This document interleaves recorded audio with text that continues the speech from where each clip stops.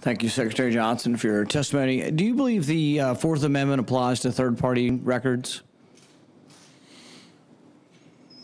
Well, I'm not sure what you mean by third-party records, sir. What do you mean? The telephone company records. You're asking me a legal question. It's a pretty big question. Yeah, I'm not sure. I'm sorry, Senator. I'm not sure I know how to answer that. Do you believe the government has the right to have bulk collection of records from millions of individuals without a warrant? I see. That is, I respectfully say that is beyond my competence as the Secretary of Homeland Security to answer in any intelligent legal way. I wouldn't want to hazard a legal judgment on that.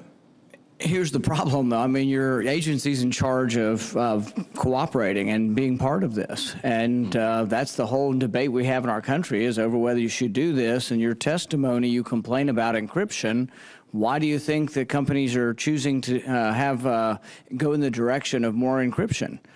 It's because they feel you're taking our information without a warrant. So I would hazard that, and I would propose that there is no person named Verizon.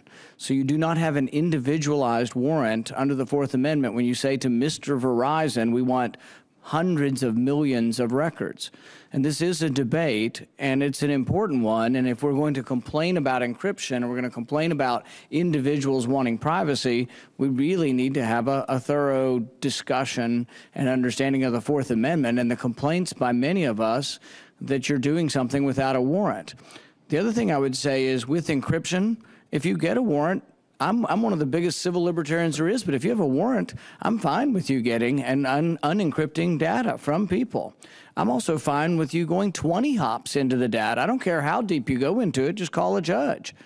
What we need to do is have a system where judges are on call 24 hours a day, but still there's a judge. The reason we separated the judiciary from the police is a very important one. The civil rights era, tens of thousands, if not hundreds of thousands of people were spied upon in our country. War protesters were spied upon in our country. The reason we separate the judiciary from the police is to try to prevent the possibility of bias. And people says, oh, well, the government's good, but look at the times when the government wasn't so good.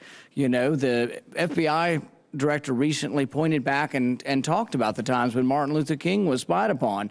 That's why we want these procedural protections.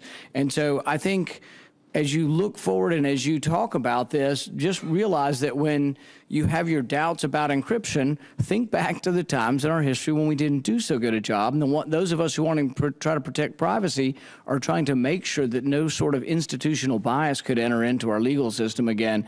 And I think it's a very, very big question. And there are some of us who say, by all means, get all the information you need on terrorists, but get a warrant with someone's name on it. If it doesn't work well, put more judges there and have them on the phone 24 hours a day. We do it for the police. The police don't go into a home unless there's a commotion going on or imminent danger. The police stand on the curb at 3 in the morning and they call a judge.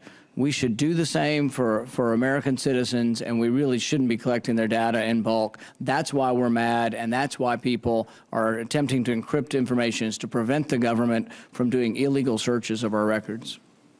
May I comment? May I respond?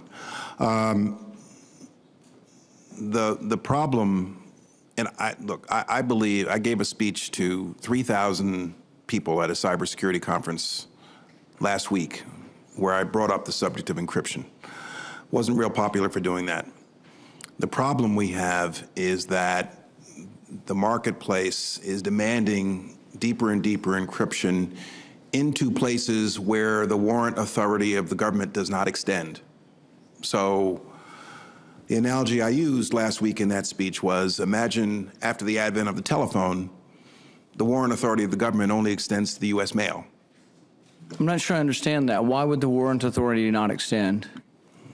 Because with encryption, there are communications that records of which are simply not being maintained because of the added security that is being put in place because of the privacy demands that exist in the marketplace. which is a response to the government collecting all of our records. So you have to realize that the real culprit is government. You've been so overzealous in vacuuming up all of our records without a legitimate warrant that everybody around the world, it's cost the United States billions of dollars in the sense that people in Europe around the world don't want our stuff. They don't want any of our hardware embedded in any of their computer code because they're worried that the government's going to stick stuff in there and that you'll have backdoor access and you're demanding access, so no one wants to buy our stuff. So it's been a big problem for our companies selling things worldwide, but it's a response to a government that didn't have, I think, a real sense of decency towards privacy. The companies are in response to your behavior. Well, look, I'm in favor of a balanced solution to the problem. In fact, it is now harder for law enforcement to detect criminal activity out there.